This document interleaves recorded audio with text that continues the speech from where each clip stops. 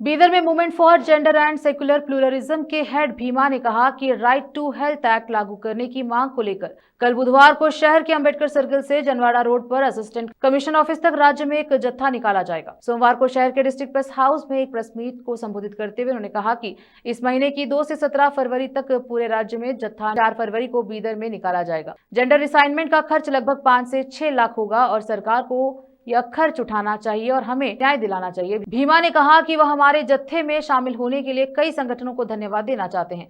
Progressive विचारक महेश गोरनालकर ने कहा कि संविधान व्यक्ति की गरिमा और सम्मान बनाए रखने का काम कर रहा है। उन्होंने सरकार से जेंडर माइनॉरिटी के लिए अलग कॉर्पोरेशन बनाने और उनकी जरूरतों और मांगों को ईमानदारी से पूरा करने की मांग की। इस मौके पर बोलते हुए ओम प्रकाश रोटे ने कहा कि सभी अस्पतालों को गरीब मरीजों को दवाइयां देना चाहिए, सरकार को बिना बाहर से टिकट दिए दवाइयां देनी चाहिए। उन्होंने सभी से इस यूनिवर्सल जत्थे को सफल बनाने के लिए हाथ मिलाने की अपील की है। जगदीश्वर बिरादर ने कहा कि हर बार इलाज के खर्च का 60 से 70% हिस्सा दवाओं पर खर्च हो जाता है। इसी वजह से सरकारी अस्पतालों में मुफ्त दवाइयां मिलनी चाहिए। सभी सरकारी सिस्टम में सभी को दवाइयां मुफ्त मिलनी चाहिए। सरकार को यह भी जिम्मेदारी लेनी चाहिए कि सरकारी अस्पतालों में मिलने वाली दवाओं की क्वालिटी अच्छी हो। तमिलनाडु, केरल और राजस्थान के पहले ही लोगों को मुफ्त दवाइयां उपलब्ध करा रही है। तमिलनाडु के उदाहरण पर चलते हुए हमारे कर्नाटक में 2013 में ही Karnataka state medical supplies corporation शुरू किया गया, लेकिन उन्होंने चिंता जताई कि यह असरदार तरीके से काम नहीं कर रहा। केपी न्यूज के कैमरामैन पपुराज का कवरेज। लिंगत्व अल्पसंख्यातर ಒಂದು ದೊಡ್ಡ ಜನಾಂಗ ಇದೆ। ಇವತ್ತು ಈ ದೇಶ 77 ವರ್ಷಗಳ ಸ್ವಾತಂತ್ರ್ಯ ಕಂಡರೂ ಕೂಡ ಇವತ್ತು ಅಲ್ಪಸಂಖ್ಯಾತ ಅವರಿಗೆ ನ್ಯಾಯ ಸಿಕ್ಕಿಲ್ಲ ಇವತ್ತಿನವರೆಗೂ। ಇವತ್ತು ಕೂಡ ಅವರು ಸಾಮಾಜಿಕ ಒಂದು ಮುಖ್ಯ ವಾಹಿನಿಗೆ ಬರಲಿಕ್ಕೆ ಇವತ್ತ ನಮ್ಮ ಸರ್ಕಾರ ಆಗಲಿ ಜನಪರ ಸಂಘಟನೆಯವರಾಗಲಿ ಇದಕ್ಕೆ ಎಷ್ಟೋ ಪ್ರಯತ್ನ ಮಾಡ್ತಾ ಇದ್ದಾರೆ। ಆದರೆ ಸರ್ಕಾರ ಇವತ್ತು ಇವರ ಬಗ್ಗೆ ಇನ್ನೂ ಕಾಳಜಿ ವಹಿಸ್ತಾ ಇಲ್ಲ। ಅದಕ್ಕಾಗಿ ಇವತ್ತು ಕರ್ನಾಟಕದಲ್ಲಿ ಅನೇಕ ಪ್ರಗತಿಪರ ಸಂಘಟನೆಗಳು ಅವರ ಜೊತೆಯಲ್ಲಿ ಕೂಡಿಕೊಂಡು ಅವರಿಗೆ ನ್ಯಾಯ ಸಿಗಬೇಕು, ಸಾಮಾಜಿಕದಲ್ಲಿ ಸಮಾನತೆ ದೊರೆಯಬೇಕು, ಅವರ ಮೂಲ ಸೌಕರ್ಯಗಳಾಗಿರುವ ವಸತಿ, ಊಟ ಮತ್ತು ಕೆಲಸ, ಈ ಮೂರು ಅವರಿಗೆ ಮೂಲ ಸೌಕರ್ಯಗಳು ಇವತ್ತಿಗೂ ಕೂಡ ದೇಶ 77 ವರ್ಷ ಸ್ವಾತಂತ್ರ್ಯ ಆಚರಣೆ ಇವತ್ತು ಮಾಡಿದ್ವಿ ನಾವು, ಆದರೂ ಕೂಡ ಇವತ್ತಿಗೆ ಅವರಿಗೆ ನ್ಯಾಯ ಸಿಕ್ಕಿಲ್ಲ। ಅದಕ್ಕಾಗಿ ಫೆಬ್ರವರಿ 2ರಿಂದ 17ರವರೆಗೆ ಇಡೀ ಕರ್ನಾಟಕ ರಾಜ್ಯದಾದ್ಯಂತ ಎಲ್ಲ ಒಂದು ಆರೋಗ್ಯ ಹಕ್ಕಿನ ಒಂದು ಹೋರಾಟವನ್ನು ಅವರು ಪ್ರಾರಂಭಿಸಿದ್ದಾರೆ। ಇಡೀ ಕರ್ನಾಟಕದ ಎಲ್ಲ ಜಿಲ್ಲೆಗಳಲ್ಲಿ ಆರೋಗ್ಯ ಜಾಥಾವನ್ನು ಪ್ರಾರಂಭ ಮಾಡಿದರೆ, ಅದೇ ರೀತಿ ಬೀದರ್ ನಗರದಲ್ಲಿಯೂ ಕೂಡ ಮುಚ್ಚಿಕೊಳ್ಳಿಕ್ಕೆ ಅವನ ಮಾನ ಮರ್ಯಾದೆ ಗೌರವದಿಂದ ಬದುಕಲಿಕ್ಕೆ ವ್ಯಕ್ತಿ ಗೌರವವನ್ನ ಇಟ್ಕೊಳ್ಳಿಕ್ಕೆ ಅವನು ಒಂದು ಒಳ್ಳೆ ಬಟ್ಟೆ ಸಿಗುವಂತ ಯೋಜನೆಗಳು ಆಗಬೇಕು।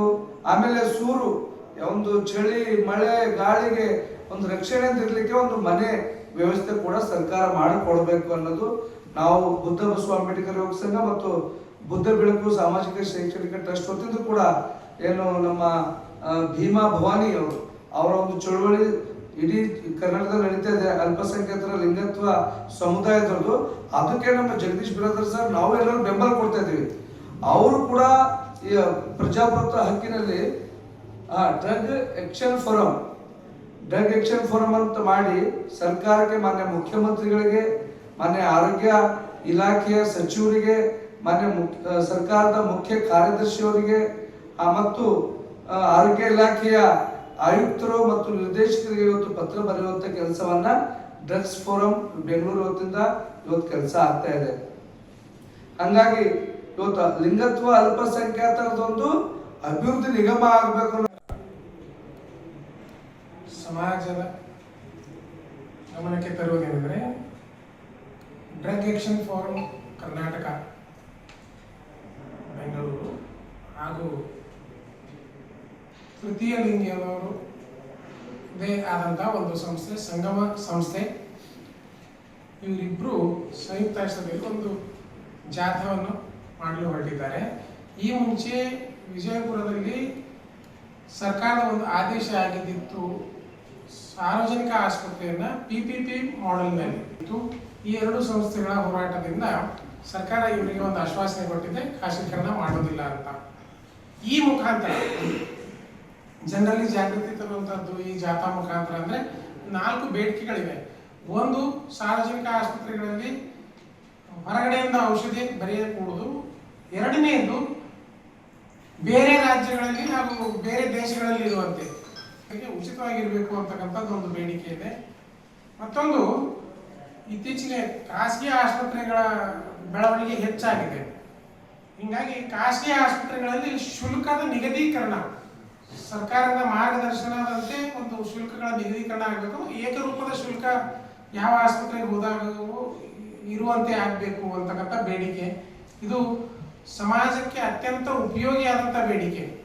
ಅದಕ್ಕೆ ಸಮಾಜದವರು ಇದನ್ನು ಹೆಚ್ಚಿನ ಪ್ರಮಾಣದಲ್ಲಿ ಜಾಥಾಕ್ಕೆ ಬೆಂಬಲಿಸಬೇಕು ಅಂತ ತಮ್ಮ ಮುಖಾಂತರ ನಾನು ಸಮಾಜಕ್ಕೆ ವಿನಂತಿಸುತ್ತೇನೆ. ಮತ್ತು ನಾಲ್ಕನೇ, ನಾನು ಟ್ರಾನ್ಸ್ಜೆಂಡರ್ ನಮ್ಮದು ಲೋಕಲ್ಸಿಗೆ ಆದಂಥ ಸಂಘಮಿತ್ರ ಸೇವಾ ಸಂಸ್ಥೆಯ ಸದಸ್ಯನಾಗಿದ್ದೀನಿ. ನಾವು 4ನೇ ತಾರೀಕಿಗೆ ಏನು ಜನ ಆಂದೋಲನ ಕರ್ನಾಟಕದಿಂದ ಫೆಬ್ರವರಿ 2ರಿಂದ 11 ತನಕ ಏನು ಆರೋಗ್ಯ ಹಕ್ಕಿನ ಜನ ಆಂದೋಲನ ಮಾಡ್ತಾ ಇದ್ದೀವಿ. ಅದು ನಮ್ಮ ಬೀದರ್ನಲ್ಲಿ 4ನೇ ತಾರೀಕಿಗೆ ಮಾಡ್ತಾ ಇದ್ದೀವಿ.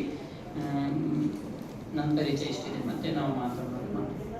देश विदेश और स्थानीय समाचारों के लिए चैनल को लाइक और सब्सक्राइब जरूर करें। धन्यवाद।